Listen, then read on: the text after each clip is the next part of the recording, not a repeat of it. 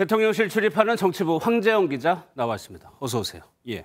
대통령실의 총평은 앞서 리포트에서 봤는데 성과를 알리는데 대통령실이 굉장히 적극적으로 나서고 있는 것 같아요.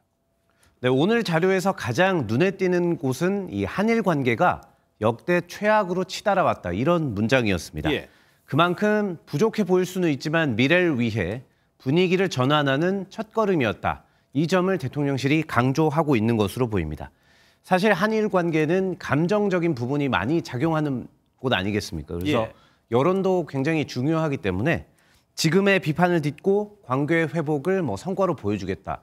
대통령실의 이런 의지가 지금 좀 작용하는 것으로 보입니다. 예. 그런데 한일 간에 풀어야 할 현안이 굉장히 많아요. 그중에 하나가 2018년도에 초계기 사건이라는 건데 기시다 총리가 이 부분을 회담 때 언급했다는 보도가 있더라고요.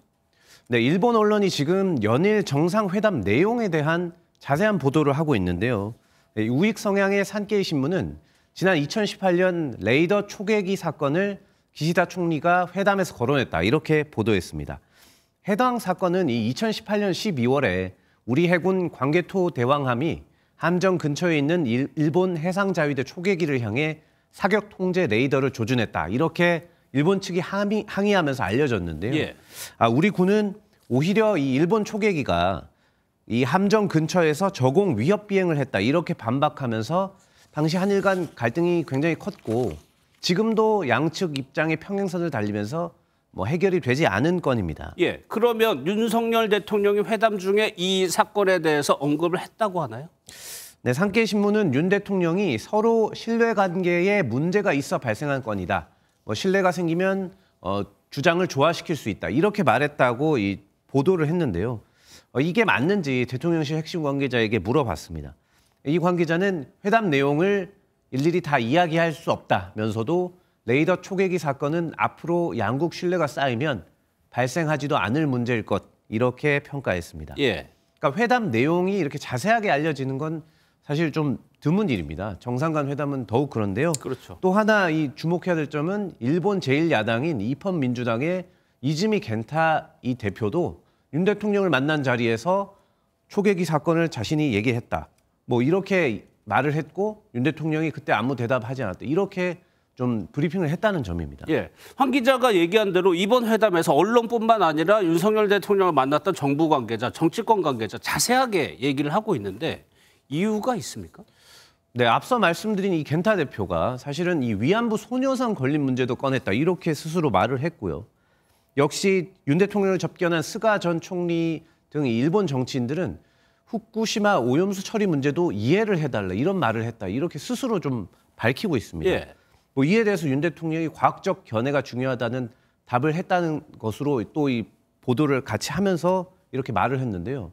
일본 정계가 마치 이 밀린 숙제를 하듯이 경쟁적으로 우리나라 대통령에게 어떤 이야기를 했는지 알리고 있습니다. 사실 이거는 일본의 그 4월 통일지방선거와 중의원 보궐선거를 좀 감안을 하고 봐야 되는 점이 있습니다. 예. 그러니까 한일 간 이슈들이 지금까지 좀 많이 쌓여오지 않았습니까? 이거를 정치인들이 특히 보수 쪽이겠죠. 이 국내 정치용으로 이용해서 자신의 지지세를 더욱 굳히려는 의도가 있다. 예. 이런 말이 나오고 있습니다. 또 하나 나오는 언론 보도가 2달 뒤죠. 5월에 두 정상이 다시 만날 가능성이 있다라는 보도가 있더라고요. 네, 5월에 이 일본 히로시마에서 G7 정상회의가 열리는데요. 기시다 총리가 윤 대통령을 초청했다. 이런 언론 보도가 있었는데 일본 정부는 아직 확정되지 않았다고 밝혔습니다. 먼저 내용 들어보시겠습니다. なお G7 広島サミットの招待国に関しては現在検討中であり何ら決まっていません。 네, 사실 이런 우호적인 분위기에서는 초청을 할 가능성이 커 보이는데요. 이 G7 정상회의니까 당연히 바이든 미 대통령도 일본에 올 것입니다. 우리로서는 한일 그리고 국빈 방문하는 한미 그리고 한미일 순으로 정상회담을 연쇄적으로 치를 수 있는 기회이기도 합니다. 예. 이때는 앞서 말씀드린 4월 일본 선거가 끝난 시점이기도 하고 이 한미일 세 개 국가의 공조를 보여줘야 되는 상황이기 때문에 예. 만약 한일 정상회담을 한다 하더라도 분위기가 지금과는 좀 다를 것으로 보입니다. 그러니까 이번이 12년 만에 셔틀 외교 복원에 초점이 맞춰졌다면 다음 회담에서는 앞서 전해드린 현안 등 더욱 심도 있는 양 정상 간 협의가 이루어질 것이다. 이런 분석이 나오고 있습니다. 알겠습니다. 잘 들었습니다. 지금까지 황재현 기자였습니다.